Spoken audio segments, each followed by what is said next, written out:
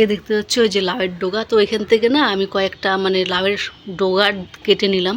তো আমি না সেদ্ধ খাবো, আমার সেদ্ধ খেতে ইচ্ছা করছে খুব ভালো লাগে লাউয়ের ডগা সেদ্ধ খেতে। আর এখানে দেখতে পাচ্ছি ভাত হচ্ছে। আর মা বললো কি যে এখানে একটু লাউ শাক করবে, মানে লাউয়ের পাতা শাক, তো একটু লাউয়ের পাতা শাক করবো। আর আলু সেদ্ধ দিয়েছে। আর এখানে কালকের প্রচুর তরকারি আছে, 3-4 রকমের তরকারি আছে কালকে, যেহেতু রাজকুমারী চলে গেছিলো, ও রাত্রেবেলা খায়নি, আমিও সেরকম খাইনি। মা আর বাবা কতটুকু খাবে, গুবলু তো খাই না। এই দেখতে পাচ্ছ এখানে দেখো ভাজা আছে, পেঁয়াজ কলি, মটরশুঁটি, আলু দিয়ে ভাজা, অনেক কিছুই আছে। এ দেখতে পাচ্ছ এখানে একটা বেগুন ভাজাও আছে, লাফা শাকও আছে। এটা একটু গরম করে নিব। এই যে এখানে আছে দেখতে পাচ্ছ পিঠালি, দাঁড়াও লাইটটা জ্বালিয়ে নিই। তো hey guys, good morning, welcome সবাইকে আরও একটি নতুন ব্লগে। আর এখন বাজে হচ্ছে 10:30, দেখতে পাচ্ছ 10:30 বাজে, তবু আমি সোয়েটার পরে আছি। কারণ কালকে কী হয়েছে, হঠাৎ দুপুরবেলা থেকে কাঁপুনি দিয়ে জ্বর, আর থাকতে পারছি না। মানে সকালবেলা ঠান্ডা ঠান্ডা লাগছিলো, একটু বাসন টাসন মেজেছিলাম ঠান্ডার মধ্যে সোয়েটার খুলে, তারপরে পুজোও দিয়েছিলাম সকালবেলা। তারপর তো খুব ঠান্ডা লেগেছে, তো তবুও আমি এত গায়ে লাগাইনি। তো সকাল তো সোয়েটার পরে আছি, সোয়েটার পরে একটু রোদে বসেছি, রোদও সেরকম ছিল না কালকে, তো বসে আর থাকতে পারছি না। তো ঘরে গিয়ে না শুলাম, আর গা হাত পা প্রচণ্ড ব্যথা।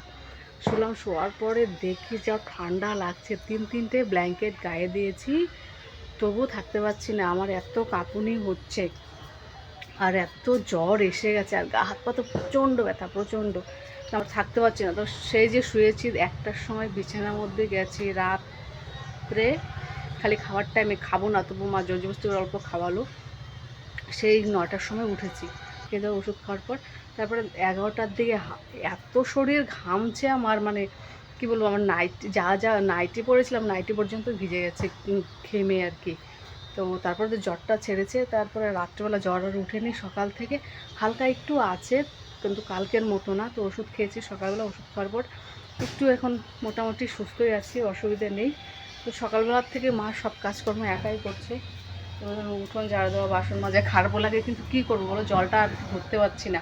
জলটা ধরলেই ঠান্ডা ঠান্ডা মনে হচ্ছে। সকালবেলা মুখটা ধুচ্ছি না, যে হাতে জলটা পড়েছে, তখন এবার ঠান্ডা লেগে গাটা আবার কাটা দিয়ে উঠলো, শরীরটা কাটা দিয়ে উঠলো। তো সকালবেলা থেকে কাজও করতে পারছি না, মাই এক হাতে সব করলো। তো মা বসে আছে, রান্না কাজ করো, স্নান করে পুজো দিয়ে দাও, আমি রান্নাটা নামাই কোনো রকম করে, মানে সেদ্ধ ভাতই তো নামাবো, আলু সেদ্ধ দিয়েছি। আর আমি দেখতে পাচ্ছ এখানে আছে পিঠালি, এটা হচ্ছে তোমার হচ্ছে যে আলু শাকের পিঠালি। আর এই যে এখানে আছে দেখো ডাঁটা, যে শুটকি মাছ দিয়ে, আলু বেগুন দিয়ে, লাউয়ের ডাঁটা দিয়ে তরকারি, প্রচুর তরকারি আছে। এগুলোই আজকে আমার দুপুরে চলে যাবে আরামসে। আর তো এখন তো সেদ্ধ দিয়েছি, আলু সেদ্ধ দিব, আর হচ্ছে ইসের সিদ্ধ, উফ গরম লেগে গেলো। আলু সিদ্ধ দিয়েছে মা, আর দিব আমি এখন ডাঁটা সিদ্ধ। আর এই চালটা হয়ে গেছে না, অনেক বড় বড় চাল, এবারে চালের বস্তাটা একদমই ভালো না, খুব বড় বড় চাল, ফুটতে চায় না, ভাত ফুটতে প্রায় 1 ঘন্টা খানিক লেগে যায়। আর ভাতগুলোও খুব বড় বড় হয়, দেখতে পাচ্ছ ওই যে সে কখন বসেছে। তো যাই হোক, আমার ভাত প্রায় হয়ে গেল, আমি এখন লাউয়ের ডোকাগুলো দিয়ে দিই।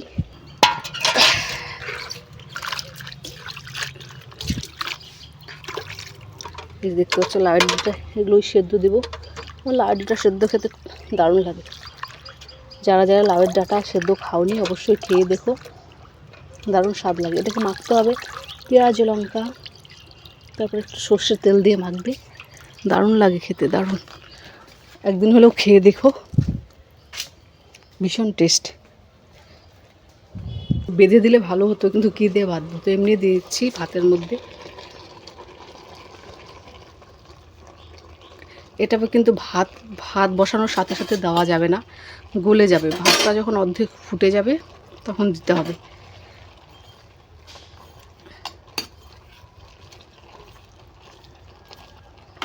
খুব সিদ্ধ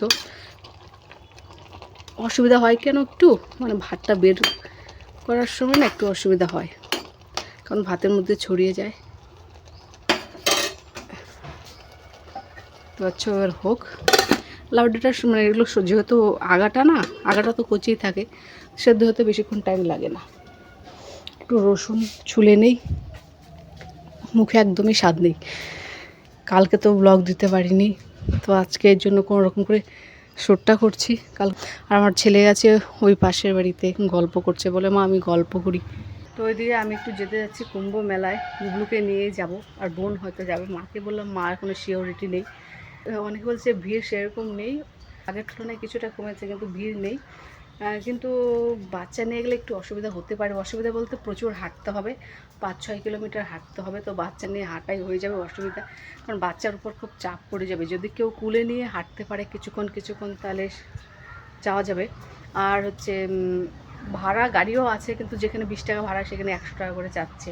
আমাদের এখানে তো প্রচুর লোক যাচ্ছে। তো একজনের কাছে ফোন করে জানলাম, সে ওখানেই আছে।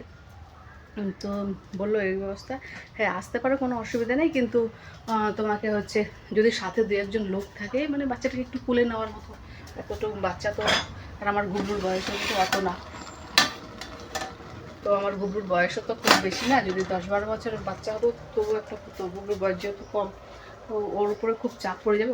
ও হাঁটতে পারবে না, এটা ঠিকই, ও হাঁটতেও পারবে না অতটুকু। তবু চেষ্টা করবো যাওয়ার, ইচ্ছা আছে খুবই। দেখি ভগবান যা করে। কোলে নিয়ে একটু হাঁটার হচ্ছে, হলে যদি শরীরটা ভালো থাকে তাহলে অবশ্যই যাওয়ার ইচ্ছে আছে। এদিকে বোনও যেতে যাচ্ছে, তো দেখা যাক কী হয়। আর তোমরা অবশ্যই আমাকে কমেন্ট করে জানিও যে যাওয়া উচিত হবে কি না আমার ছেলেকে নিয়ে। তো ভয়ও পাচ্ছে দিক দিয়ে, সবচেয়ে ভয় পাচ্ছি মানে যাওয়াটা ভয়, ওটা না, মানে ওকে নিয়ে ও যে হাঁটতে পারবে না, এটাই আর কি। অবশ্যই আমাকে কমেন্ট করে জানিও তোমরা যে ওকে নিয়ে যাওয়া ঠিক হবে কি না। দেখো ছেলেটা যে কই গেল, এখানে তো দাঁড়িয়েছিল। ও গুবলু, গুবলু, এ গুবলু, এখানে আসো কি না তোমাদের বাড়িতে? হ্যাঁ, ও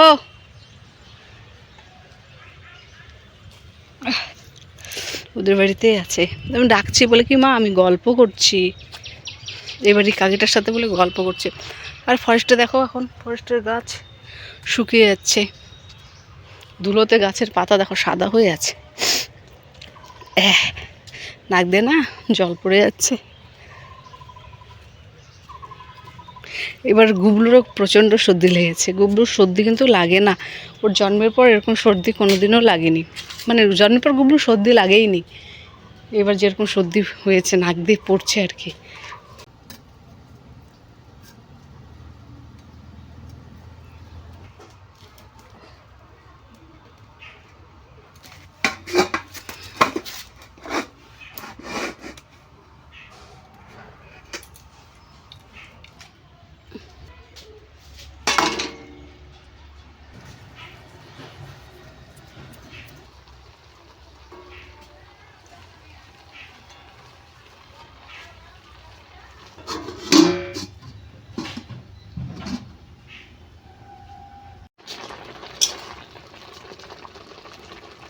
দেখো কি পরিমাণে জল উঠেছে, জলগুলো ফেলে দিব।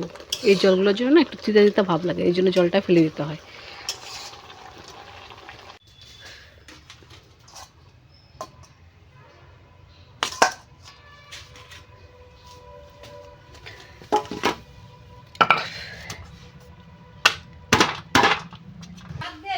কোথায় কোথায় যাস? ওটা রিক্সানের গাড়ি রেখে নিয়ে আসছো কেন? না তুমি রেখে আসো, যাও যাও যাও, লোকে তোমাকে চোর বলবে, যাও রেখে আসো, যাও বাবা, এগুলো আনতে হয় না, কারো বাড়ি থেকে না বলে কিচ্ছু আনতে হয় না। পাশের বাড়ির থেকে ছেলেটার খেলনা নিয়ে চলে এসছে, আনতে হয় না বাবা, বলে আনতে হয়, কাউকে না বলে কিচ্ছু আনবা না, কারো বাড়ির থেকে দিয়ে আসো, যাও।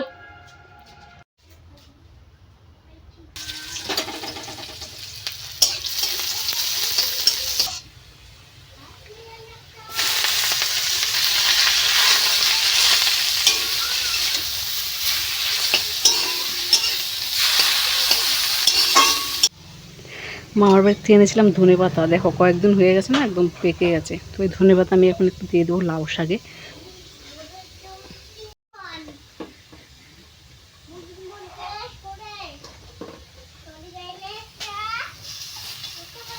এলো মাছ, ছোট মাছ নিয়ে এসছে, হলো কিছু আলু কেটে রেখেছি ছেলের জন্য ভাজবো। কিন্তু আলু ভাজা বেচারা ভাত খাবে না, অন্য কিছু সবজি দিয়ে আলু ভাজা ভাত।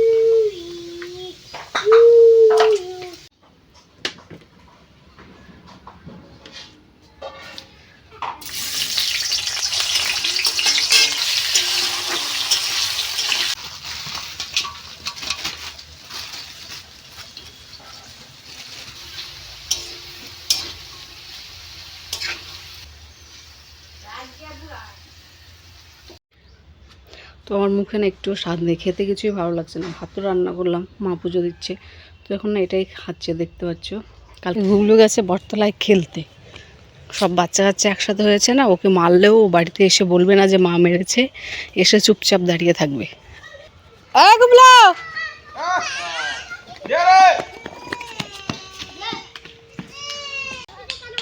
চলো বেটা চলো, আরে ওর জুতা ঠিক করতে হবে না তোমার, চলো তুমি, এখানে খেলা যাবে না। দেখতে পাচ্ছ গুগলো খাচ্ছে খিচুড়ি, ডিম দিয়ে খিচুড়ি, আর হচ্ছে ফিশ ফ্রাই, মাছ ভাজা, ছোট মাছও যে এনেছিল, তো বলে খাবে না, খিচুড়িও খাবে না, ডিমও খাবে না, বলে মাছ ভাজাই খাবো, শুধু মাছ ভাজাই খাচ্ছে। কাটা আছে দেখে খাও। আগে যেরকম করে খালি ওরকম করেই খা। এই করক করে কামড় দিচ্ছে তো না বাবা, করক করে কামড় দিচ্ছ, কাটা আছে, বেছে বেছে খাও। হ্যাঁ, তো আমিও স্নান করলাম, জ্বর আছে তবু স্নান করলাম, স্নান করে খেয়ে এই ওষুধ খেলাম, এখন আর ভালো লাগছে না, আবার দেখি কালকের মতো অবস্থা শুরু হয়ে গেছে, যে শুভ গা হাত পাওয়ার ব্যথা শুরু হয়ে গেছে। জানি না এই টাইমটাতেই, কালকেও সেম একই টাইমে এরকম গা হাত পা ব্যথা করছিল, ঠান্ডা ঠান্ডা লাগছিল, আজকেও তাই, যে গা হাত পা ব্যথা শুরু হয়ে গেছে, ঠান্ডা ঠান্ডা লাগছে। এখন আমি একটু শুভ, ভালো লাগছে না, মানে বুঝো ওষুধটা মনে হয় খুব পাওয়ার, যার জন্য ওষুধটা খাওয়ার পর না মাথাটা একটু ঘোরায়। তো যাই হোক আমি একটু শুই, দেখো মুখ চুখ কেমন হয়ে গেছে একদিনের জ্বরে, শরীরটা একদমই ভালো লাগছে না, এখন বললাম না কেমন যেমন লাগছে, সে কালকে সেম একই টাইমে যেরকম হয়েছিল আজকেও সে। তো যাই হোক আমি একটু শুয়ে থাকি, শরীরটা একদমই ভালো লাগছে না, তো কী করবো আর বলো তো, দেখো কেমন হয়ে গেছে মুখ চুখ।